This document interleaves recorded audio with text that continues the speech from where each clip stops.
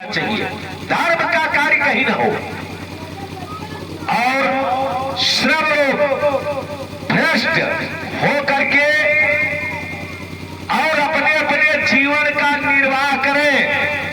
कलिकाल बिहान किए मनुजा, नहीं मानत क्यों अनुजा तनुजा। तो कलयुग ने प्रवेश किया और महाराज परीक्षित घोड़े पर सवार होकर शिकार करने के लिए गए। कल मैंने बताया था कि शिकार के मूल में पाप का जन्म होता है, शिकार कैसा भी हो। आज शिकार करने के लिए राजा परीक्षित गए तो क्या देखा, एक राज वेशधारी शूद्र एक गाय और बैल को पीट रहा है। महाराज परीक्षित को देख करके दोनों डकारने लगे, हुंकारने लगे, मानो अपनी भाषा में कह रहे हैं, बचाओ बचाओ बचाओ। राजा परीक्षित घोड़े से उतरे, घोड़े को एक पेड़ में बांध दिया और कहा इनको क्यों पीट रहा है। कहा रे महाराज जाओ, जहां जा रहे हो वहां जाओ, अब ये समय हमारा है, ये समय हमारा है। कहा कैसा समय आपका है। कहा मैं कलयुग हूं और मैं प्रवेश कर चुका हूं, द्वापर बीत चुका है। तो कहा द्वापर अगर बीत गया तो क्या कलयुग में आप संत महात्मा गौ और ब्राह्मण इनके ऊपर अत्याचार करोगे, इनके ऊपर दुराचार करोगे। अरे मरने के लिए तैयार हो जाओ, मरने के लिए तैयार हो जाओ। अपने कंधे से धनुष उतारा, कैसे चरणों में कलयुग गिर गया राजा परीक्षित के। और कहा महाराज समय हमारा है, लेकिन रहने के लिए हमें कहीं जगह दोगे। कहा अवश्य दूंगा, अगर आपने मांगा है एक स्थान तो मैं आपको रहने के लिए 4 स्थान दूंगा। कहा कौन कौन। कहा अभ्यर्थी समय अस्थाना निकले तदो धूतम पानम स्त्रिया सोना यात्रा धर्म चतुर्विधा। 4 स्थान देता हूं, जाओ। धूतम, जहां जुआ खेला जाता है जाओ वहां निवास करो। तो कलयुग रोने लगा, महाराज जहां जुआ खेला जाता है क्या कोई अच्छा आदमी वहां रुकेगा, अच्छा आदमी वहां पर ठहरेगा। कहा नहीं, कहा जुआ जहां होता है कोई रुकना नहीं चाहता। कहा कैसे। अच्छा देखो, जुआ धर्मराज युधिष्ठिर ने खेला और शकुनी ने, तो किसी ने अच्छा नहीं कहा कि अच्छा काम किया धर्मराज ने। तो धर्मराज युधिष्ठिर ने अपनी पत्नी को तो रख करके जुआ खेला था, अपनी पत्नी, लेकिन किसी ने अच्छा नहीं कहा। अच्छा भाई, और अंगद कि जो मम चरण सकहु सठकारी।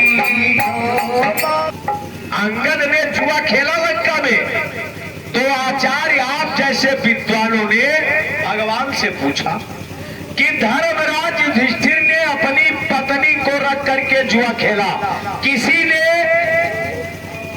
विरोध नहीं किया, सबने विरोध किया। अरे भाई, कौरव की सभा में किसी ने नहीं विरोध किया, लेकिन किसी ने अच्छा भी नहीं कहा धर्मराज युधिष्ठिर को। और आखिर अंगद को क्या अधिकार था कि दूसरे की पत्नी को रख करके जुआ खेल दे। अंगद को क्या अधिकार था। आचार्य विद्वानों ने कहा कि सीता जी का अंगद, कि सीता जी का अंगद लगौले कैसे दांव पर, और भक्ति के भरोसे की घमंड रहा पांव पर। अरे सीता को भक्ति के भरोसे लगा दिया कि उनको पैरों पर घमंड था। तो कोई पूछ ले सी रामचंद्र जी जवाब दीनी कि भक्तन का विश्वास हमारे स्वभाव पर, का भक्तों का विश्वास हमारे स्वभाव पर है।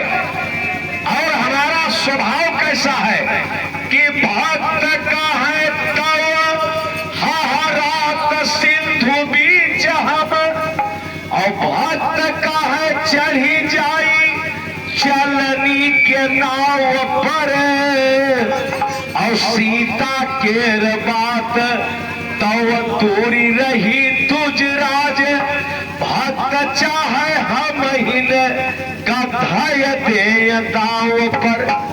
भक्त जब चाहे तो हमें दाव पर लगा दे। सीता की क्या बात है? तो देखो जुआ अंगद ने खेला, लेकिन बल किसका है? भगवान का। भगवान का आसरा है, भगवान का सहारा है। तो जिसको जीवन में भगवान के सहारे जो कार्य करता है उसको सफलता मिलती है।